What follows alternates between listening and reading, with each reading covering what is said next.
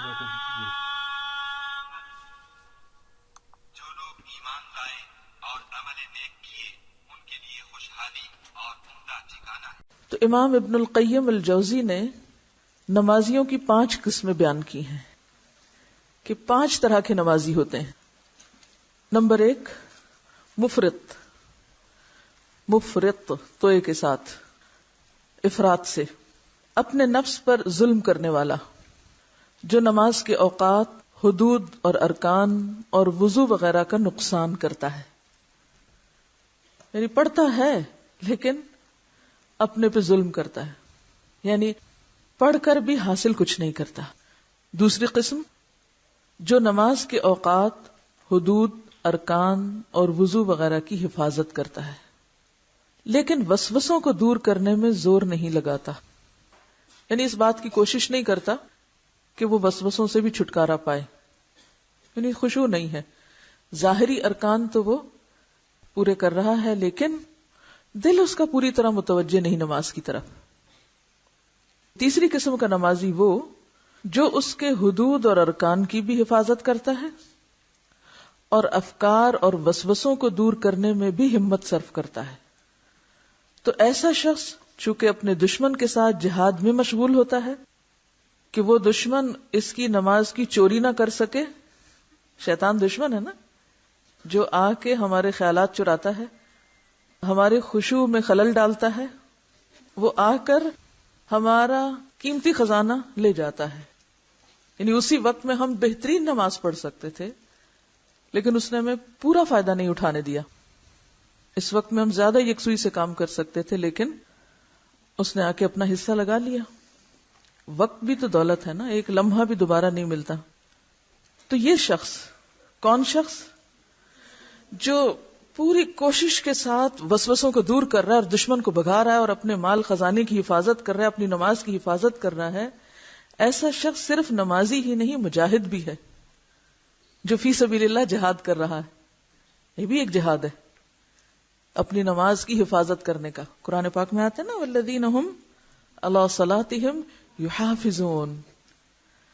چوتھا وہ شخص جو نماز کے لیے جب اٹھتا ہے تو اس کے جملہ حقوق اور ارکان اور حدود کو پوری طرح ادا کرتا ہے اور اس کی حدود اور حقوق کی حفاظت میں اپنا دل لگا لیتا ہے، یعنی پوری طرح ڈوب کے ایسا کرتا ہے کہ نماز کا کہیں کچھ نقصان نہ ہو جائے۔ صرف یہی نہیں بلکہ اس کی تمام قوتیں کما حق ہو نماز کی تکمیل اور احترام اور اقامت میں مصروف اور وقف ہو جاتی ہیں۔ یعنی یہ حدود کی حفاظت کرتا ہے، صرف دشمن سے بچاتا ہی نہیں بلکہ اس کے ساتھ ساتھ ایک اگلے سٹیپ پر حدود کی حفاظت بھی کرتا ہے اور نماز کی تکمیل کی طرف بھی اور اس کے احترام کی طرف بھی متوجہ ہوتا ہے۔ یعنی وہ صرف یہ نہیں کہ چند رکعتیں پڑھ کے اور بس کام ختم، بلکہ وہ اور زیادہ آگے تک اس کو لیتا ہے۔ پانچواں شخص، وہ شخص جو نماز کے جملہ حقوق، ارکان، حدود کو پوری طرح ادا کرتا ہے مگر قسم چہارم سے بھی 4 قدم آگے ہے، چوتھی قسم سے بھی 4 قدم آگے ہے۔ 4 قدم محاورتاً استعمال ہوا ہے۔ وہ اپنا دل ارکان نماز کی تکمیل میں صرف مستغرق ہی نہیں کرتا بلکہ دل کو اٹھا کر خدائے ذوالجلال کی بارگاہ عالی میں رکھ کر دل کی آنکھوں سے اپنے رب کو دیکھتا بھی ہے۔ اس کی محبت و عظمت سے اس قدر بھرپور ہوتا ہے گویا اللہ عز و جل کو دیکھ رہا ہو۔ اور یہ درجہ کون سا ہے؟ احسان کا درجہ، ان تعبد اللہ کأنک تراہ، تم ایسے عبادت کرو، ایسے نماز میں کھڑے ہو گویا اللہ کو سامنے دیکھ رہے ہو۔ یہ اعلیٰ ترین نماز ہے۔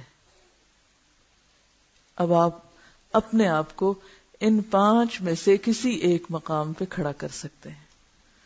خود فیصلہ کر لیجئے، پھر اس کے مطابق خود اپنے نمبر لگا لیجئے، خود اپنا درجہ متعین کر لیجئے۔ تو پہلا، جو خود پہ ظلم کرتا ہے، نہ اوقات کا لحاظ، نہ ارکان کا لحاظ، نہ سنت کے طریقے کی پیروی اور نہ کسی چیز کی پرواہ، بس اس کو یہ ہوتا ہے ایک دفعہ آ گیا وقت، اب سر سے اتار پھینکوں۔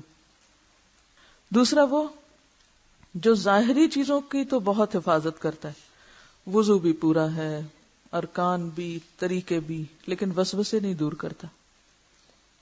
تیسرا وہ جو حدود و ارکان کی حفاظت بھی اور وسوسوں کے خلاف بھی پوری جد و جہد، مجاہد ہے یہ شخص، یہ بھی کوشش کرنے والا ہے۔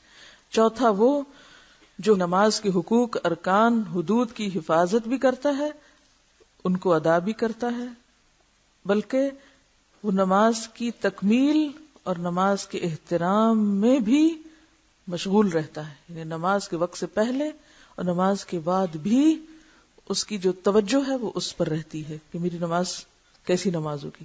یعنی وہ ایسا نہیں کہ صرف عین وقت جب آتا ہے تو اس وقت اس کو افراتفری پڑتی ہے کہ میں جلدی سے نماز پڑھ لوں، اب پہلے سے ہی اس کا دھیان ادھر ہو جاتا ہے، اور جب پڑھ کے اٹھتا ہے تو اس کے بعد بھی اس کی کچھ کیفیت اس کے دل پہ باقی رہتی ہے کہ میں نے کوئی نیکی کا کام کیا۔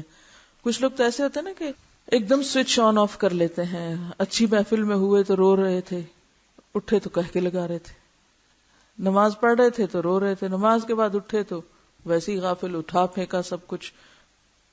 تو یہ چوتھی قسم کا شخص جو ہے نماز سے پہلے بھی اور نماز کے بعد بھی وہ ایک نماز کی کیفیت میں رہتا ہے، یعنی وہ نماز اس کی زندگی پر بھی اثر انداز ہو رہی ہوتی ہے۔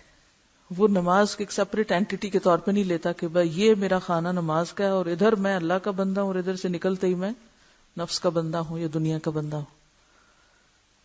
اور پانچویں قسم کا نمازی وہ نمازی ہے جو حدود، ارکان، طریقے، ان سب چیزوں کی حفاظت کے بعد واقعی ڈوب کے نماز پڑھتا ہے، گویا اپنے رب سے ملاقات کر کے آیا ہے، رب کو دیکھ کے آیا ہے۔ اب ان نمازیوں کی جزا کیا ہے؟ پہلی قسم کا نمازی سزا کا مستحق ہوتا ہے۔ وضو ٹھیک سے نہیں کیا، ایڑیاں خشک ہیں، کیا آتا ہے حدیث میں؟ ویل للعقاب من النار۔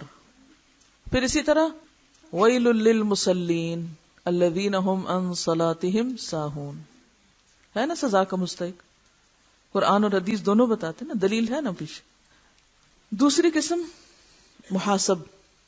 محاسب کا کیا مطلب ہے؟ حساب کے قابل، اسے حساب لیا جا سکتا ہے، بھئی ایسا کیوں کیا تم نے۔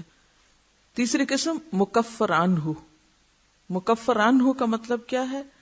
کہ اس کے گناہ معاف کر دیے جاتے، اس کی نماز گناہوں کی معافی کا ذریعہ بن جاتی۔ جیسا کہ آپ کو پہلے ہی بتایا گیا تھا نا کہ وضو کرتے وقت آپ کیا سوچیں گے؟ گناہ دھونے جا رہی ہوں، اور نماز پڑھتے وقت بھی کیا سوچیں گے؟ گناہ دھونے جا رہے ہیں۔ تو ایسی نماز گناہوں کا کفارہ بن جاتی ہے، یہ مجاہد کی نماز جو ہے۔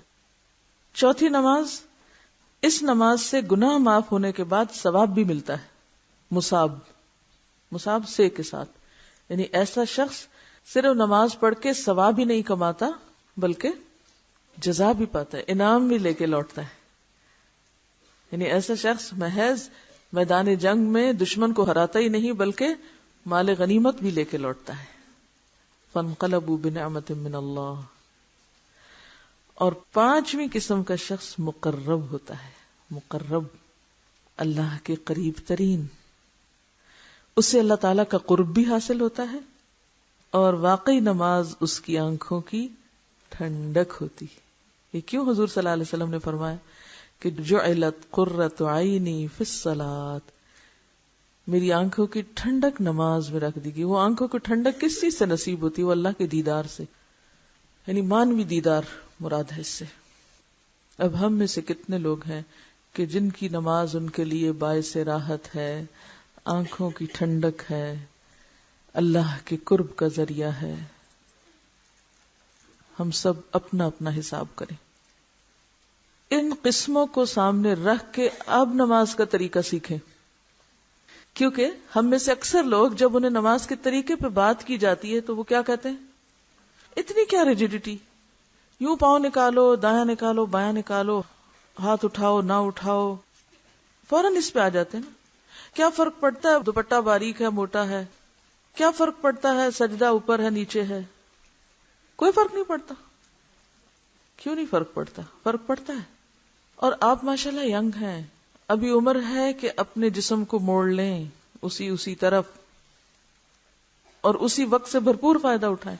نماز تو پڑھنی، اس سے پہلے کہ آپ عمر کے اس حصے میں پہنچیں جب آپ کا جسم آپ کا ساتھ نہ دے یہ سب کچھ کرنے کے لیے، آپ چاہیں بھی لیکن آپ کو ایسی بیماریاں ہوں کہ آپ نہ ویسے پاؤں موڑ سکیں کیونکہ جسم بھی سخت ہو جاتا ہے، یا بعض اوقات گھٹنوں کی تکلیفیں، جوڑوں کی تکلیفیں ہیں، اور تکلیفیں ہیں کہ آپ چاہتے بھی ہیں آپ سیدھے کھڑے نہیں ہو سکتے، آپ چاہتے بھی ہیں آپ پوری طرح رکوع میں جھک ہی نہیں سکتے، اب آپ کو کمر کی تکلیف شروع ہو چکی ہے، آپ چاہتے بھی ہیں اب آپ کولے پہ بیٹھ ہی نہیں سکتے، آپ گرتے ہیں، اب آپ پاؤں موڑ ہی نہیں سکتے کیونکہ پاؤں سوج چکے ہیں۔